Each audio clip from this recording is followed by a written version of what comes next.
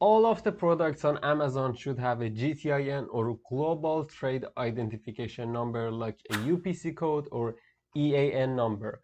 But if your product doesn't have one, hopefully you can apply for a GTIN exemption. Now in this video, I'm going to share with you the pros and cons of requesting a GTIN exemption. I'll go through the exemption requirements and I'll show you the exact step-by-step process of how to apply for a GTIN exemption on Amazon. So without further ado, let's get into it.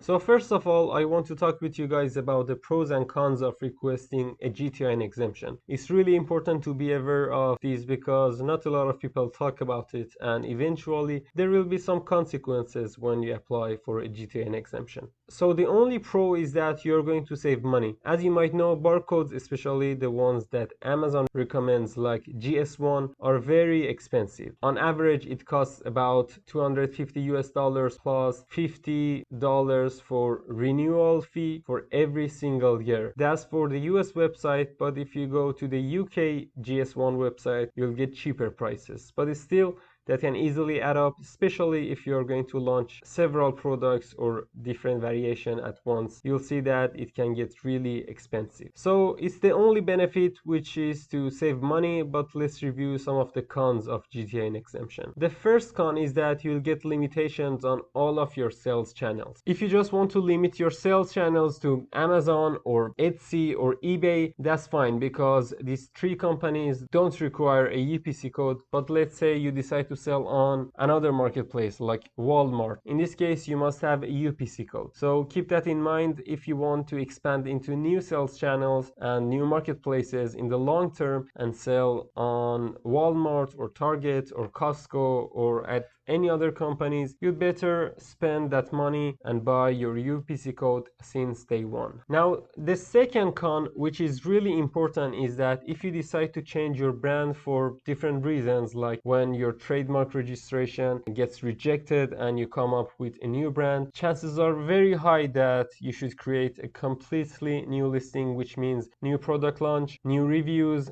new keyword ranking strategies, and some other reasons. The reason is that when you request a GTIN exemption for a specific product, you have to be very clear about the specific brand that you're going to use. So if you ever decide to change that brand, you're going to have to create a new listing. So these are some of the pros and cons I just wanted to share with you guys, and I just wanted to be very clear about these so you can decide for yourself with a broader perspective. So I'm going to leave a link to this page down in the descriptions, and if you click on that, you'll be taken to this page, which has all kinds of information you need to know about GTIN exemption. It's going to show you what categories you can request for this exemption. I believe most of you guys are private label sellers, which means you sell your own branded product. And if you do, here is a good news for you that for almost every single category on Amazon, if you're a private label seller, you're able to request this exemption. But if you want to sell other branded products, you can click on download the list of brands that require a GTIN from here. This is the full list of more than 3,000 brands that require a GTIN, and you can check that out. It's mostly for people who are doing something like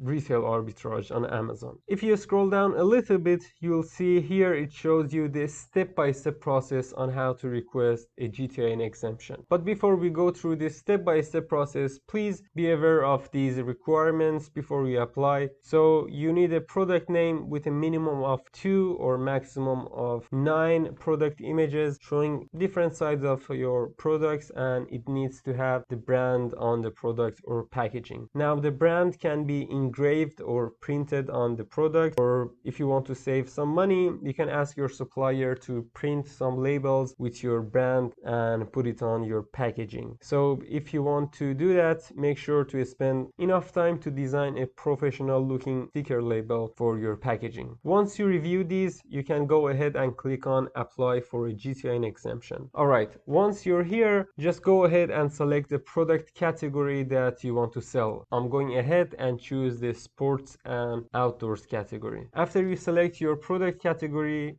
you should enter the name of your brand right next to that. If you don't have a brand, which I don't understand why, you can just go ahead, enter generic for unbranded items. Keep that in mind that it's case sensitive, so make sure to enter capital G at the beginning or whatever it looks like for your brand. You can always click on add more categories and add, I think, up to 10 more brands or categories if you have several brands and categories. For now, I'm going to go ahead and enter Ali Production. Next, you can click on check for eligibility. As you can see, Amazon automatically approved generic brand, and I'm going to show you exactly how to add a product in the next step. But for Ali Production, because that brand is not registered yet, if I went ahead and entered a brand that I already registered for brand registry, I wouldn't have this issue. Amazon would automatically approve it. But since it's a new brand, which might be your case, that you don't have a registered brand yet, then you're gonna see that this requires brand approval or error code 5665. Now the solution is very simple, guys, and all you need to do is to contact seller support and mention that you have got the error code 5665 and include the name of your brand, and you're going to request the exemption for that brand. Also, you need to attach a few photos of your product with your brand name on it. Even if you don't have your product with your brand on it yet, you can just edit that and Photoshop and add your logo to any product and attach it to your seller support case, and you're good to go. It's a common error and I've personally done it. Hopefully Amazon replies to your email or case and they're going to approve your brand in less than 48 hours. For now, let's go ahead and add a product. Now you just have to follow all of the same steps of adding your product that I'm going to show you now. So let's say you want to add a product not sold on Amazon, which is a private label product. So let's go ahead and click on that. Once you're on this page, all you need to do is to actually find the category that you applied for. Let's say it was this category. Go down the path until you find the exact subcategory that you want to sell. So once you're in this information page, you'll see you're not required to enter a product ID number. If it was required, it would be highlighted in red, same as the rest of these. But since we applied for a GTIN exemption, it's no longer required. Now we should enter our product name. Next, we should enter our brand name, which in this case is generic. But if you have